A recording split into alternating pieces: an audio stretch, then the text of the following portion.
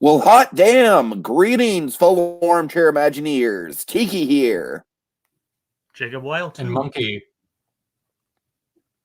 And while we're all trapped inside, at least we've got stuff to watch, and that includes, oh my god, it's a whole brand new season of DuckTales. Whoa!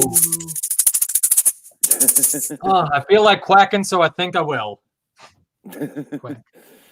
All right, so man, I'm so happy to have this show back. Of course, season 1 focused a lot on Dewey. Season 2, we kind of got a Louie arc, and season 3 season focuses on Tummy Gummy. Of course, naturally. Yeah. This is going to be the Doofus season. This is going to be the season where Doofus Drake really breaks out and becomes the unsung hero of the series.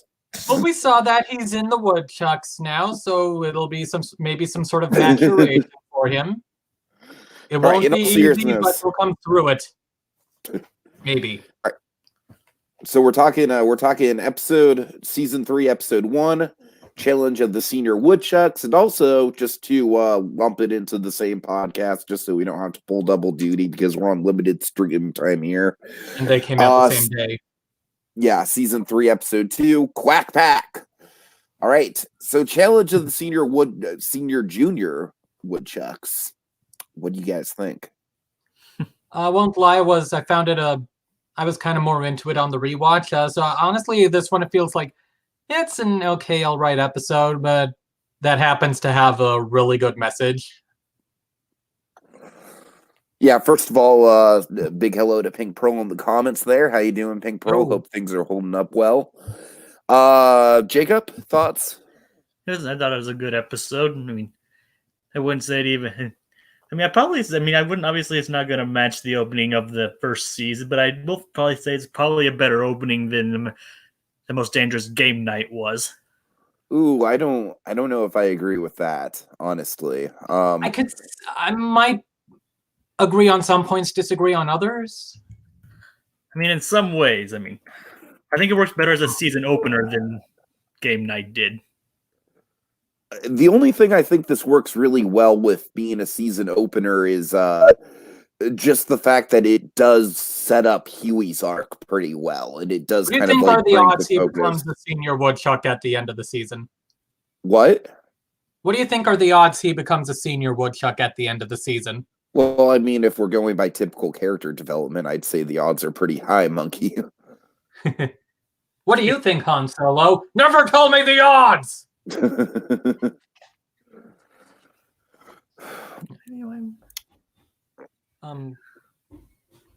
But yeah, I think this episode it sets up Huey's arc pretty well, and I mean, I think, like I said, by the laws of common storytelling, I would assume that his goal by the end of the season is to become a senior woodchuck, and I think we're going to get there.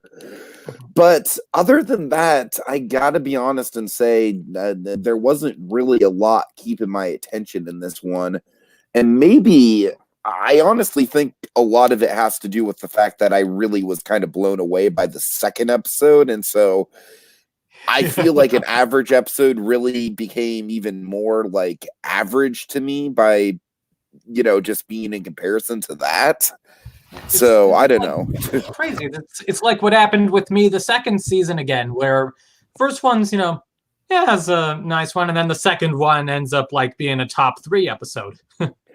Yeah, and I honestly feel like episode 2 is kind of top tier as well, so that's why I'm kind of spinning my wheels trying to get to episode 2, if I'm being honest. Yeah. But yeah, so I guess with the message of. Now I'll get to this more negative element first, get it out of the way. Anyone else think that Lena felt a bit crueler in this episode than usual? Yeah, I kind of. I don't think it was intentional cruelty. Well, yeah, but still, it still came across as like needless jab and needless ribbing. Yeah, I feel like the smack talk is like kind of what was bringing the episode down for me. I like Violet's like kind of like almost polite smack talking. I like that too, and I think we are going to set up a I don't know, what do you want to call it, a Viewly #Viewly relationship between Violet and Huey. I thought more just like burgeoning friendships more than anything else. I don't know. Yeah, I could like- see like- some like- chemistry there. Kind of like a. I mean, who knows? I wouldn't be opposed to it, but it needs to. Hopefully, it's like their first time interacting, really. So it might just needs to be more natural than just. They're the two smart Alex, Jacob. They're the two Hmm. smart Alex in the world of shipping. Yeah. The two smart Alex get together. It's what they do. I don't know. Well, I mean, like I said, I wouldn't be opposed to it. I'm just saying. I just hope it doesn't come across as forced. You know what? I think Pink Pearl has a better idea than me. Pink Pearl is suggesting that Violet will become Huey's Dinkelberg. And you know what, Pink Pearl, I like that idea a lot better than what I'm throwing out. Let's go with that. Oh, Bird. um, It's like Yeah. Violet. yeah, I'd say probably my favorite line in this episode has to be like when the book catches fire and it's like, why are you imagining this? Yeah, and Steve, good old Stephen Root. Oh my God, Stephen Root. Oh jeez, I love. I'm gonna go on a tangent here. I love Stephen Root. Barry, freaking Rick, BoJack Horseman. He had a very memorable role. Really, Diane? Really? Rango, Amphibia. He's really ranking it up. He's all over the place. He's all over the place, and I love him. I love him. He's also the mayor Amphibia. Oh, nice. Yeah. Let's see. But yeah, so the message of this episode is like, gee, where was that when I could have used it about 5 years ago? So yeah, like not of course gonna not spill my life story on this podcast, but yeah, the part where Violet mentions like I've tried 3 times already to get to become a senior woodchuck. Like, yeah, I was definitely relating to that. Yeah, sure. And I like that they Yeah. also kind of made like Huey's situation a bit relatable too. Like obviously this is like one of the few things that defines him against his brothers as well. It's like if he's not the senior woodchuck, then what is he? Although I mean, I got kind of extreme and out of character, but at first I thought it was out of character, but then he has shown this kind of tendency before, so it's just like more extreme than it was before, than it has been. Yeah, I think I remember wondering in the past, like, or maybe someone else posed this question of like if Huey ended up seeing Donald's anger management therapist. Right. Yeah. But yeah, so it's a pretty mature resolution for this episode. Love the idea of the failure badge. And I really like to see how many Launchpad had. Like he eventually succeeded, and look how many failures he went through. That was a really nice lesson. I that was probably my favorite moment in the episode was just Launchpad, like kind of like, like willing his failures off to Huey in a positive way. That was a nice moment. It's like have one of mine. Yeah. There's that thing with Donald and the mosquito. So like by the first commercial break, I was like, okay, what's the payoff going to be with this? Yeah, it's like, but it sort of feels like it's just some thing that happens to be going on in the background, and then of course turns out to be a foul. We find out what. Yeah. Ah, Jimmy! What about the weird, like, not Eriquan bird who kind of should have been the Eriquan bird, in my opinion? Yeah, I was. It's like watching. I was like, is this supposed to be the Eriquan bird? No, it's not, but it should have been. It would have been a good place to pop him in. Well, I mean, it's an actual obscure bird from the comics. Oh, is it? Oh, okay, nice. Okay, there we go. Speaking of that bird, there's I think it's called like the twit whistle or something like that. Something like that. Yeah, it's like I mean, it's not really the Eriquan bird, but apparently it's like another obscure bird from the comics, and it could apparently give the Eriquan bird a run for its money in some places. Okay. Also, speaking of that subplot, there's a part where Scrooge says, "Let's follow that bird," and I'm looking forward to that mashup. Monkey, I was thinking the exact same thing. I like how Scrooge got basically so mad he couldn't even alliterate.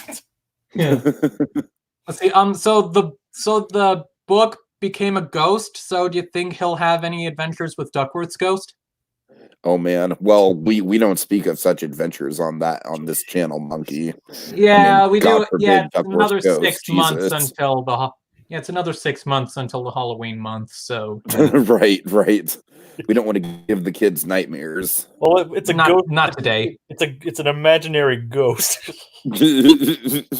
Yeah. Oh God! If you guys are just joining us before Duckworth's ghost actually showed up, Jacob and I came up with this ridiculous running joke of like, "Oh, Duckworth's ghost is going to be like the most traumatic childhood scarring thing that Disney's ever put on screen. It's going to haunt your nightmares. It's going to make your eyeballs bleed."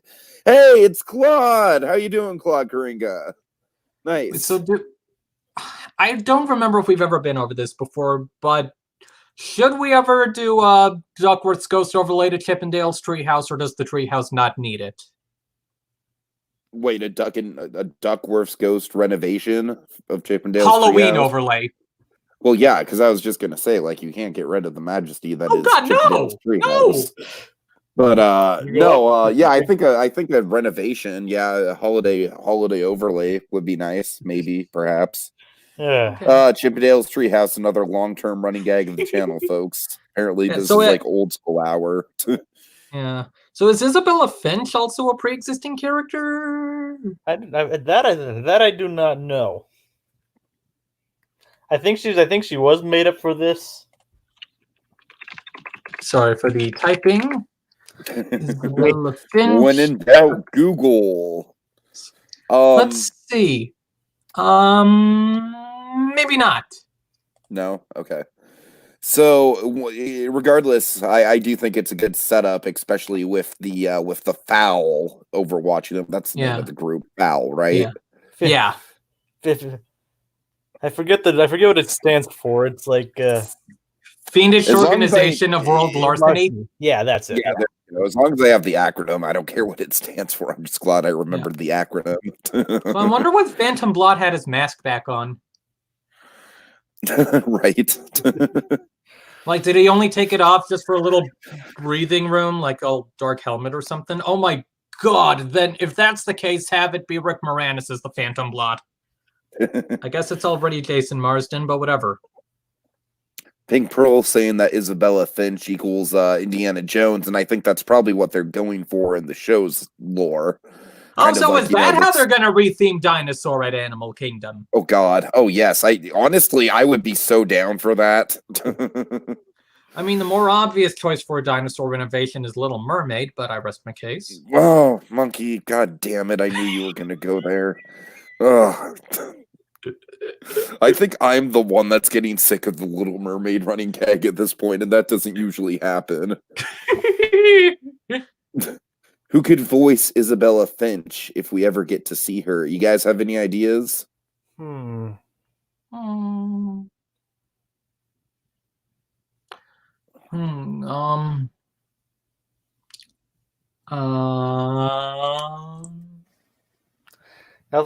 Berry? I don't know. That's the one name that came to mind. I don't know. I'm gonna throw out a veteran voice actress who I think would like add a bit of clout to the role and say Tress MacNeille. That'd be good. I know she's semi-retired, but she's appeared recently in Batman-related stuff, so I think she's reprising her role in the Animaniacs reboot. Yeah, exactly. So she's kind of softly come out of retirement in recent years. I mean, I can't really think of anyone that would kind of fit her kind of role. Oh, Pink Pearl says Tara Strong. I don't know about Tara Strong. I feel like I'm picturing kind of like I don't know. I feel like Tara Strong would be maybe a little bubbly for the role, but then again, we don't really know anything about this character yet. So, I mean, like my initial go-to would be Kristen Chenoweth, Kristen Shaw. Yeah. But then again, that's just because I'm just a Kristen Shaw fanboy, and I want Kristen Shaw fan casted as everything. Well, Tara Strong, if we're going with Powerpuff Girls, let out E.G. Daily. There we go. I could actually see E.G. Daily. I could see E.G. Daily. About E. Cravallo, or would she maybe be too young? No, I could see her. Yeah. All right. Well, we could fan cast all day, guys. So anything else on this first episode here? Not particularly. I mean, I think we pretty much got all we could out of it. Yeah. All right, so let's get to my God, this is a top tier episode of the series, I think. Yeah, this was amazing. Yeah, Quack Pack. Oh my God. It started off innocently enough, but near the end, it just got off the walls bonkers. I'm just This gonna feels make a. like- Is this like Go maybe the ahead. most experimental episode of the series? I would say so, and I'm gonna make a Definitely bold statement. I'm gonna make a bold statement Definitely the here most- and say that I think that this is like this is the kind of writing that Rick and Morty should have right now. Like this is the kind of writing that Rick and Morty used to excel at. Is this kind of like weird sort of like like sci-fi sort of trapped within a wish, like the Wish being the TV show. I love the complexity of it. And it's definitely like the meta-ness of it, of course. It's definitely the most meta episode so far. Oh, absolutely. I mean, they've made meta jokes before, but this is definitely the furthest it's gotten. Like almost like with an audience of humans. They even like did the whole break. Oh my God, the audience of humans. Oh Jesus Christ. And they even literally kind of like took the fourth wall out of the episode. Yeah. They do that. They spoof that Disney Channel logo transition thing, bumper thing. Totally. And like they literally take out the fourth wall. Yeah. Oh God. Like that was like one of the most meta bits of the entire thing. Like they didn't just break the fourth wall; they removed it completely. I just love Della's reaction. Like, okay, that is a little weird. Introducing Della. Yeah. Wasn't expecting Keatle to come back. Yeah, Cheetah was a nice surprise, and I like that. I like that the episode kind of like slowly builds up to the fact that Donald's in on what's going on. Yeah, like various reactions. It's like I noticed that on rewatch, especially. Like the stutter is like, get back to the plot photo. Or like when Huey starts to figure it out, he has a bit of a guilty look. Right, exactly. And Huey, of course, being at the forefront of being able to figure it out, that is definitely a big step in his character, I think. Yeah. I wonder why he was the only one who could hear the audience at first. I honestly feel like this is just my own read on it, but I feel like the rest of them were just kind of like in ignorant bliss over the whole situation. Right. Like they were just kind of like they didn't like maybe they could hear the audience. They were just kind of like lulled into a false sense of security over how comfortable everything was. Or maybe it was just Huey was the first one to think something's up, and that kind of led into him being able to hear the audience. Yeah, because once he kind of convinced the others, they kind of fell into line pretty quickly. Yeah. So that's what I think. Yeah. I think there was just some sort of like fog or something over the other ones. Or something, yeah. What was I gonna say? Webby as an Olsen twin was priceless. Yes. Like that works so well. I am not a spy.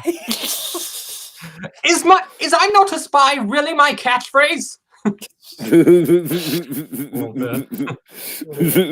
Launch pads. Certainly he's got a band, he's like, an agent. Like you have to be very quietly. You have to be very quietly because it's a secret. See, we got. I mean, some of the other meta stuff, like when they're doing the transitions, and Huey's like, "How did I get here? Why am I dancing?" not to mention, everyone's back to their like the look from the original series. Yes, that's a very subtle detail that is there. Oh man, even the guest star is in his old goof troop look. All right, well, let's talk about that. Let's not bury the lead any further, folks. Of course, like one of the big selling points of season 3 was the return of Goofy, and man, this episode didn't disappoint. I mean, I won't deny. I wish that his being in the series was a secret. I mean, if you could do that with the fucking child on Mandalorian. Right. That's very true, Monkey. That's a good point. Yeah. But yeah, it's like I was sort of like, how's he gonna fit into this? This was a brilliant way to do that. And not only can it combine both Goof Troop and the Goofy movie. Yes, Yeah. yes, I love that. As soon as they had photographer in the mix, I was like, oh, I know how they're gonna work Goofy into it. He's totally gonna be the surprise photographer. Oh, it's gonna be great. And then someone else shows up. But then then it's Goofy. It was nice to hear both Bill Farmer's dulcet tones again. Oh my god, yeah. Yeah, I mean, it's a great entrance for him. And he has that good speech later on, so we actually get to see Max and Roxanne and even PJ. Yeah. All this is leading towards a freaking Goof Troop. A Goof Troop spinoff. Give me a Goof Troop spinoff. That's what I want. Yeah, so that's is Goofy here to stay? You know what? I'd rather have a Goof Troop spinoff.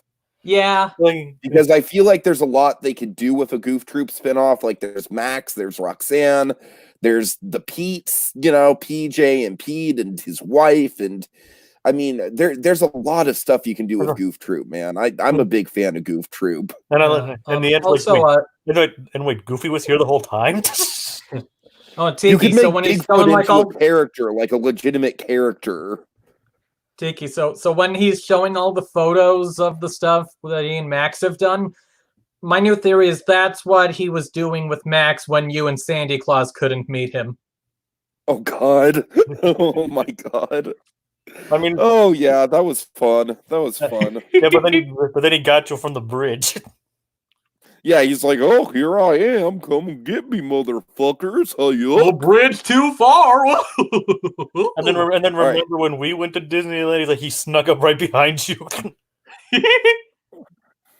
It's like he got you again. Oh man. Yeah, okay, so good kind things. Kind of ironic. They have a season with a genie, and apparently James Monroe Iglehart is in this cast this season, and yet he did not voice this genie. How ironic. Well, let's talk about the genie. Claude's pretty stoked about Jaleel White. Jaleel White. Yeah, God, I'm not saying Which I didn't realize until checking out the credits this second time. So it was good old Urkel.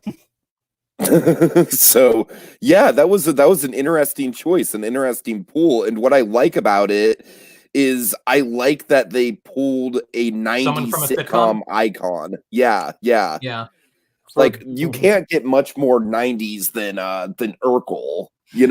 I think it fits really well. What if they got Bob Saget? maybe later on, but one thing I'd like how if they got Bob Saget, it wouldn't be too family friendly, Monkey. Well, I don't know about that. He's done family friendly stuff before, like that 190s sitcom. Yeah, I know. I'm just saying his recent work, Monkey, very, very non-family friendly, very definitively not family friendly. And it's like he said he's been trapped in the lamp since many years, 1990. Oh, I love that. We'll go with Dave Coulier. We'll get Dave Coulier because he does voice work. All right. Well, you know what? Give this guy a chance too. This guy does good work too.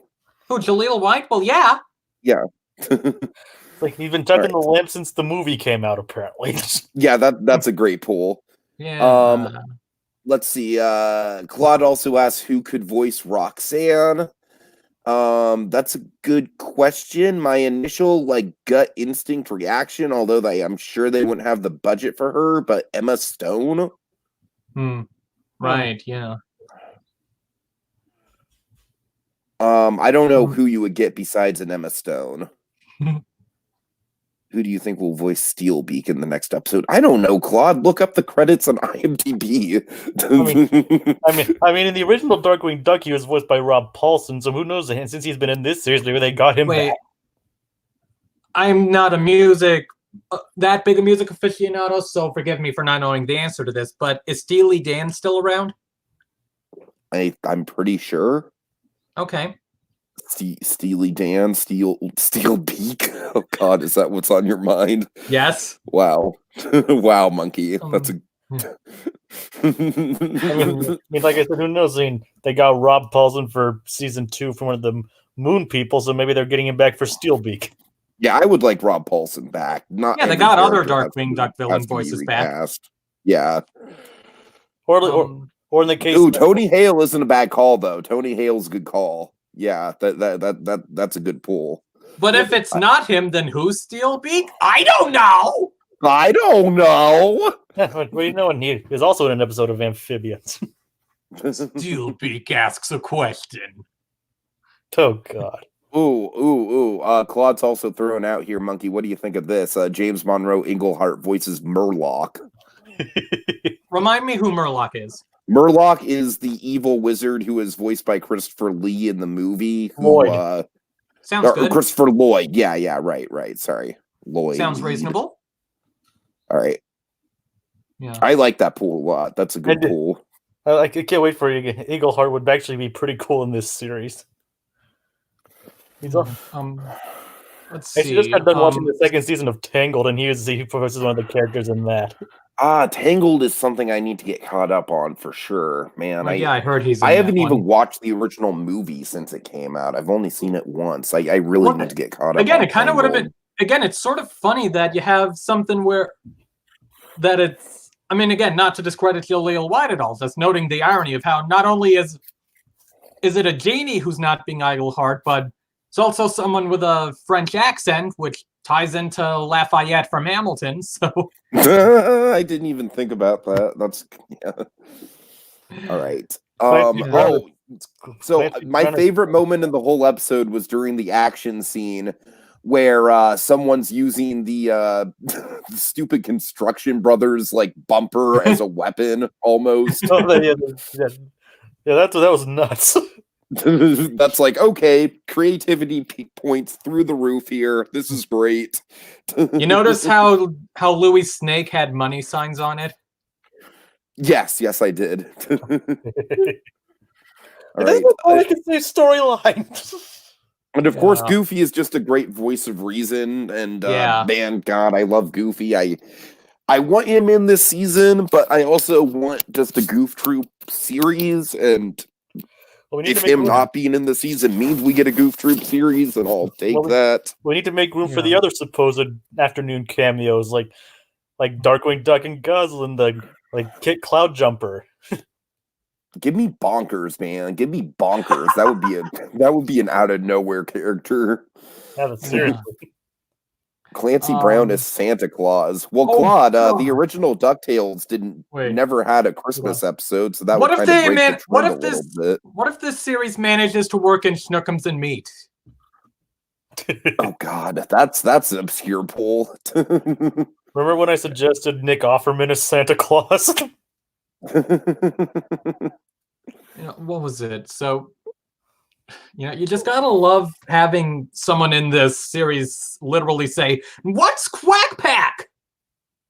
Right. Just a little anecdote. Tiki probably knows this, but this episode inspired me to actually check out the first episode of Quack Pack, and wow, what a glorious fever dream that was! Oh boy, oh man, we should stream that sometime. Like we should just do a stream reacting to Quack Pack at some point. There were a couple moments where I paused it just to sort of take in what I was watching and laugh. I need to. Oh man. I would actually continuing the thing you've already been discussing. Like imagine they go hide out at the North Pole, but then giant Donald supervillain rises up out of the ice dressed as Santa Claus, saying "How how how!" Oh Jesus Christ! Wow, I like how the show even played out how they even kind of defended the original Quack Pack in a way too. Like it pointed out that yes, it's infamous, but just in a way to establish its own kind of normalcy. Yeah, sure. Yeah.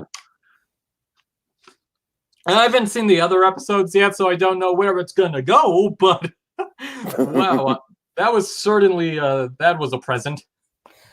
And technically, that was like the first time the nephews had their own different personalities.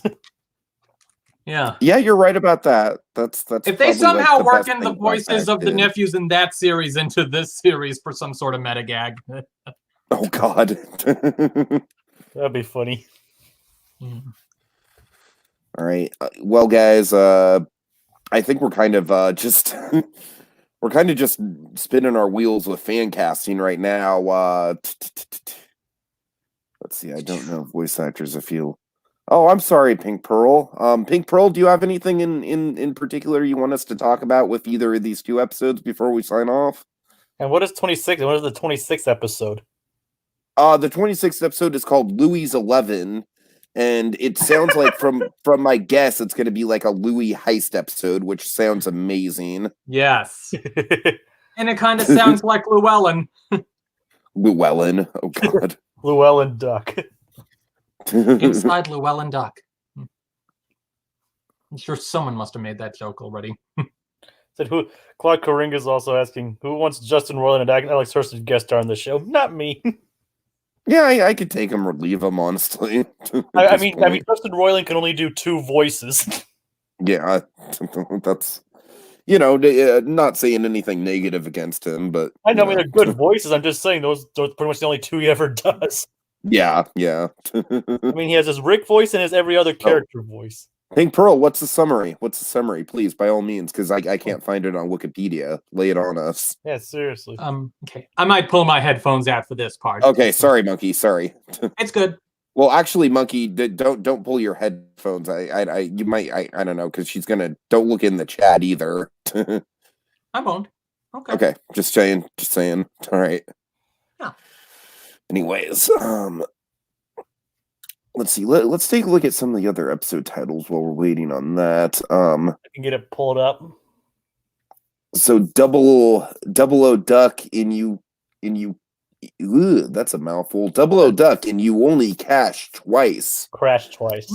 Crash twice. Double O Duck, obviously, probably a James Bond parody. I would more than assume. I think that's the one with Steelbeak. Oh, that's one with Steelbeak. Nice. So what if they get one of the Bonds to voice Steelbeak? That'd be cool. I mean, Timothy Dalton's been doing a lot of voice work lately, so get him. Yeah, but he didn't do Forky Asks the Questions. So. Well, this is more substantial, so perhaps they might. This is like more substantial of a voice. I could see Daniel Craig, because Daniel Craig is a character, man. That guy is a real character actor when he's not doing James Bond. Yeah. Monkey, you know that all too well. What, you mean the Benoit Blanc actor is a character when he's not Bond? Right. let's see. The next episode is, as you just said, Double O Duck in. You only crashed twice. And then we get the Lost Harp of Nirvana. Louis 11, which is done the and then Astro Boy, spelled Boyd with periods in between them, and the Rumble for Ragnarok. Really? 4 cameo. Oh my god! What do they actually get Chris Hemsworth? I don't know, man. Like, I think they're just just anyone from the Thor movies. It's like they have like one of the Warriors 3 come out. They got Don Cheadle. What, Zachary Levi? Zachary Levi would be a good get. Yeah. I mean, just got off of Tangled, so why not? Yeah. Okay, here's the summary from Pink Pearl if you guys want to hear it. Yeah, Monkey, take your headphones out. Okay. All right, go ahead. Donald, Louis, and the 3 Caballeros are trying to get past Daisy, the party planner, to play at a fancy party. Oh my god, that sounds amazing. Oh yeah. I'm so glad. They're back. That's awesome. Pink Pearl, I need to get to Legends soon. I know. I don't know why I've been putting it off. I'm sorry. I've watched the whole series before. Went on Disney Plus. It's actually very good. I'm sure it is. I just, for some reason, I just forget that Disney Plus is a thing that I can go to in the midst of all this like Netflix and Hulu and everything. But yeah, I need to get to it. All right. We clear? Yeah, we're in the clear, Monkey. Okay. Thank you, clear. I mean, Pink Pearl says she wants to join. Is probably for the 3 Caballeros one. Yeah, by all means, Pink Pearl. I'll hit you up on Twitter when the time comes for that. Cool. Guest star. Oh, he's right. Claude suggested now Weird Al Yankovic is Steelbeak so he can sing. Oh yeah, I'm down for Weird Al as anything. Like, I'd be down for Weird Al as a third voice of Donald, honestly. Oh god, no. The third voice of Donald should be, I think, the name is Terrence Howard, right? Yes. The original Rhodey. The original Rhodey. Oh God. Before he even became War Machine. Yeah. He looks at Tony flying off and he's like, next time, baby. It's like, well, kind of. Kind of. Oh God. For you, Rhodes, yes. For you, Terrence, all right. All right. I think we pretty much covered all we can on here.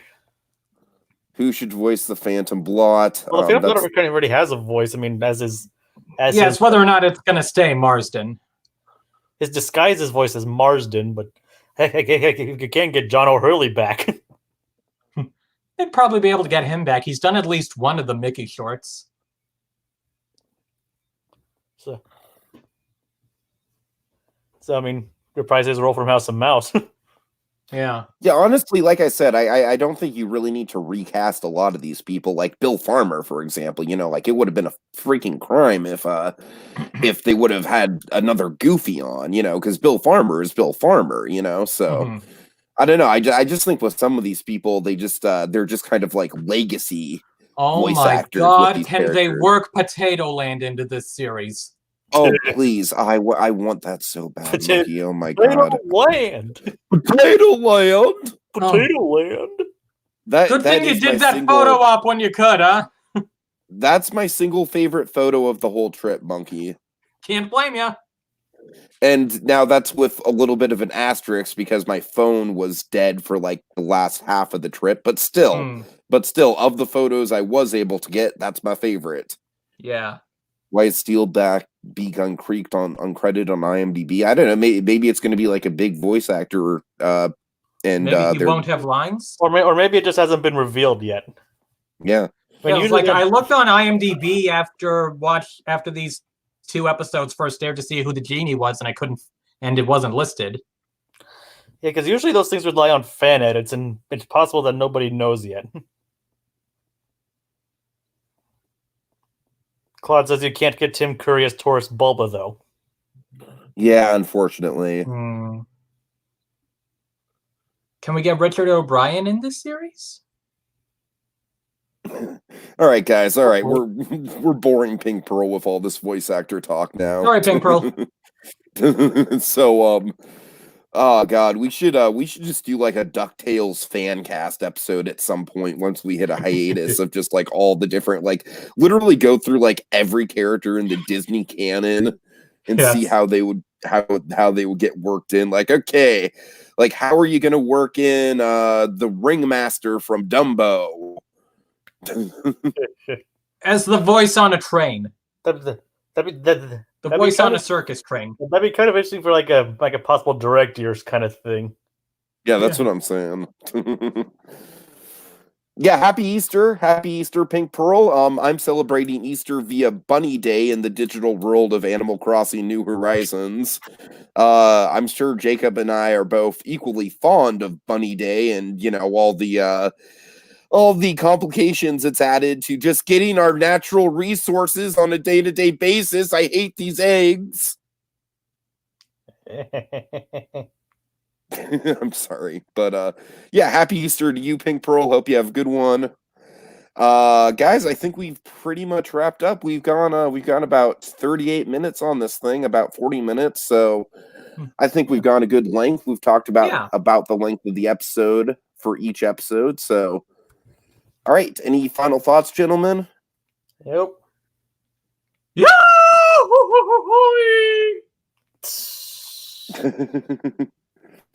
All right. We'll be back next week to talk about the next episode. Thanks a lot to Claude Coringa and Pink Pearl. Claudie, I have some news for you, Claude. Dragon and I recorded our Steven Universe Future recap, and it will be up on the channel early tomorrow for you. I'll put a Twitter post out there for you just to let you know when it's up there. All right, so in the meantime, guys, thank you so much for watching. See you next week. You guys are awesome. Have a good one. Stay safe, everyone. Have a good night.